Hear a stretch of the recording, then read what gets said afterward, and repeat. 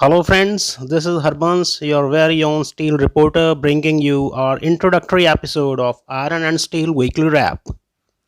A lot happens in the steel industry, and in this show, we shall cut the clutter and apprise you of the most important developments that took place during the week. We hope to get your support, so let's roll the ball. The steel producers have sent shock waves among the steel users by raising the price between rupees 3000 to 6000 in the last 45 days or so. One increase after another by the integrated steel producers have put the users in a bit of disarray. But even after an almost 10% rise, it's not over yet. The ISPs are eyeing another 5 to 8% hike in the next couple of months. Worried? Well, you should be. Organizations like Federation of Indian Mineral Industries and Federation of Industrial and Commercial Organizations have already opposed the abnormal hike. A statement from FIMI said that this is leading to windfall gains for a few steel companies at the cost of the entire Indian economy, including upstream mining industry and downstream user industries. In a letter to the Prime Minister, FIMI said, subsequent to the auctions, the integrated steel players have now got their own iron ore mining leases and have secured sufficient raw material for their own steel plants. They are now taking the plea of the high international iron ore prices to hike steel prices in India, while they are not actually dependent on the international iron ore for steel making. It also alleged that the high prices of steel in India has deprived the domestic consumers of the common usage of steel and is the prime reason for the low per capita consumption of steel in India at 74 kgs compared to 208 kgs globally. The Federation of Industrial and Commercial Organizations has echoed similar concerns.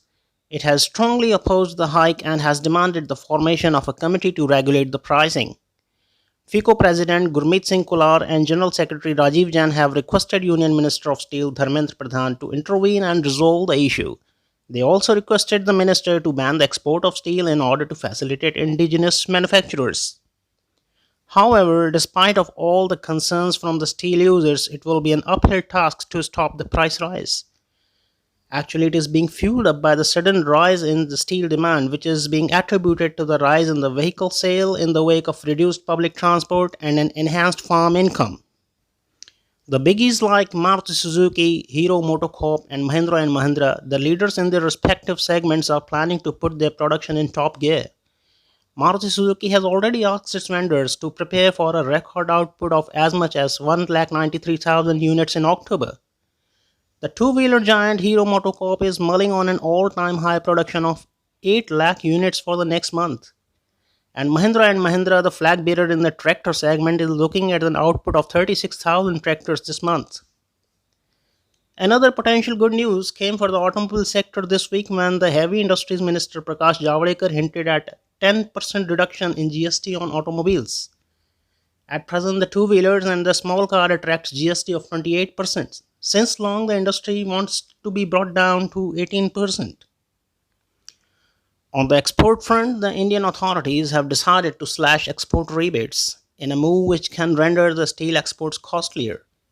If implemented, the export rebates can come down from over 2.5% to 1.5%. According to the DGFT, in the period from September 1 to December 31, 2020, each Indian exporter can claim no more than Rs 20 million in rebates from the government. August was quite a turnaround month for the steel sector. Leaving behind the COVID concerns, the Steel Authority of India Limited has recorded its highest ever sale in the last month. Its sale jumped a whopping 35% year on year to 14.34 lakh tons of steel in August 2020. While it sold around 12.40 lakh tons of steel in the domestic market, whereas another 1.94 lakh tons came from the exports. We at Steel Reporter congratulate SAIL for this milestone and wish them to achieve many more in the future. In another important development, the Andhra Pradesh-based Urjas Steel, which was earlier known as Gardu Steel, shall be taking over the Punjab-based Modern Steels Limited. The move shall help the South Indian steelmaker to enhance its capacity from current 3 lakh tons to 3.75 lakh tons per annum and solidify its presence in the north. The board of NMDC Limited has approved the demerger of its upcoming steel plant in Chhattisgarh and said the process will take at least 8 to 9 months to complete. The state-owned company has incurred a capital expenditure of Rs 17,000 crores for the 3 million ton per annum integrated NMDC iron and steel plant in Chhattisgarh.